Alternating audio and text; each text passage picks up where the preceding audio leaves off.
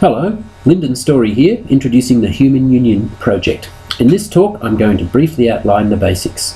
What is meant by human union, why we need a human union, and how you can help. I hope that after listening for a few minutes, you'll agree that the world needs the Human Union Project to succeed, and that you'll be interested in doing something to help. So, what is a human union meant to be? It's a term to mean a group or community of countries, i.e. states, that agree to uphold common political standards and cooperate on a range of matters. For instance, a collection of states who all agree to maintain democracy, human rights, and defend each other if attacked. The idea of common political standards can be illustrated by way of a contrast with the United Nations, which does not require common political standards of its members. The worst dictatorships can be members of the UN in equal standing alongside the most benign of democracies. But a country couldn't join the proposed human union unless it actually upheld the agreed upon common political standards.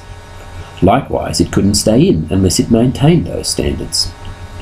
Insisting on common political standards means a human union could not include all countries at the outset, as many current national governments reject democracy and human rights as political standards. A human union will have to start small and grow gradually.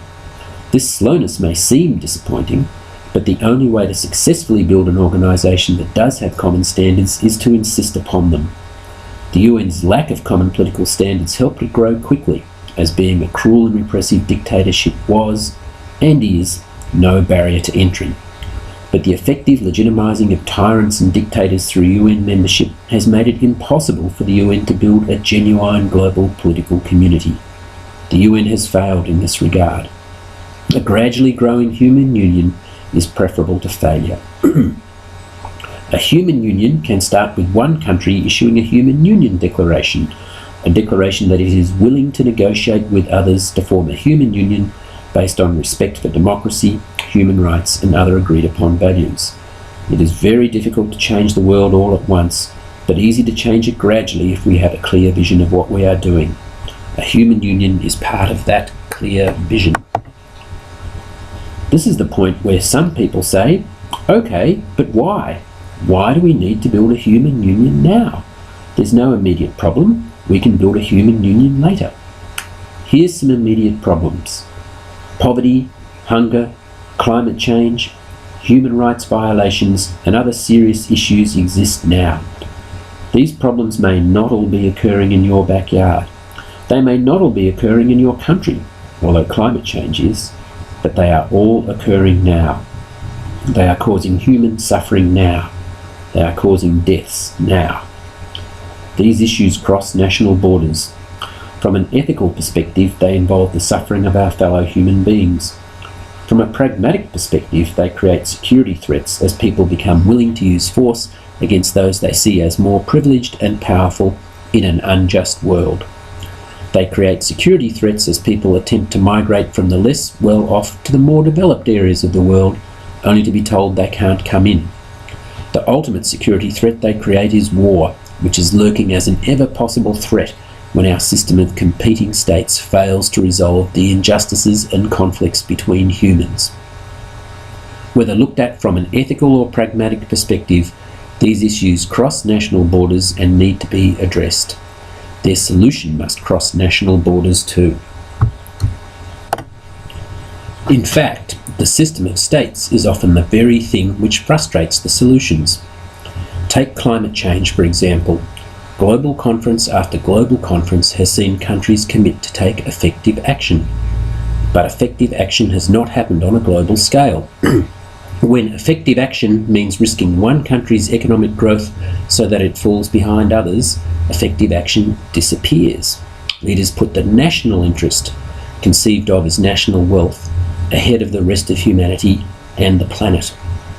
When it comes to human welfare, the problem is the same. There are still many people in the world facing starvation and poverty.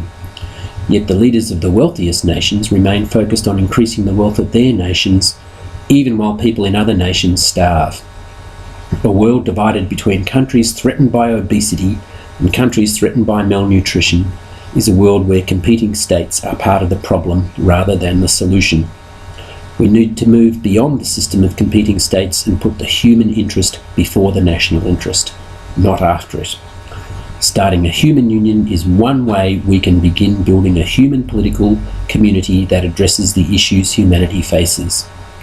Doing nothing means we go on failing to address these issues until they lead to the next terrible world war. A growing human union will also have an incentive effect. The possibility of joining a successful human union can provide an incentive for reformers in countries outside the human union. The European Union is definitely not a perfect model for the human union, but its history provides a positive lesson. The possibility of joining the EU was a great incentive for reformers in Eastern Europe. Let us build democracy and human rights, they could say, and we can later join the EU. The existence of the EU provided incentive for democratic reform. Imagine the positive effect if this incentive were offered to people all over the world. It's time to start building a human union. Hopefully you're persuaded enough to want to get involved, to do something to help us move closer to starting a human union. I'll start off with some easy ways to help and then move on to some other ideas. Step 1, of course, is to tell more people about the idea. Forward or post a link to this video and/or the Human Union Project website at www.thehumanunion.org. Post this video on your blog or other website. Make a better video than this one and promote that video. Make a comment or post about the Human Union Project on a blog or some other discussion forum. Write an article about the idea. If you're a member of a political party, you can advocate that the making of a Human Union Declaration by your country be one of its policies. Something else.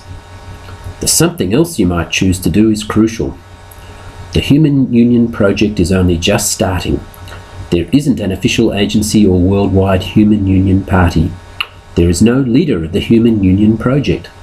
A website has been set up to encourage the Human Union Project, but at the moment it's just a website. That's why the next line of the That's why the next line of the slide says, beyond these things, it's up to you. If you can see the strength of the human union idea, if you can see the need the world has to start building a human union, please do what you can to help. There's a website with more information about the basic concept of human union, www.thehumanunion.org, and an email address, humanunion1@gmail.com, you can contact to suggest ideas, ask questions, or just let us know you are joining the movement to human union. Maybe you'll decide to work with us to build a human union. Maybe you have a better plan to build human union and want to follow that through without liaising with us. I don't know what the future will hold. I only know that we need to start work on the Human Union Project now. At this stage, it's a matter of getting the word out there, encouraging people to realise that change is necessary and possible.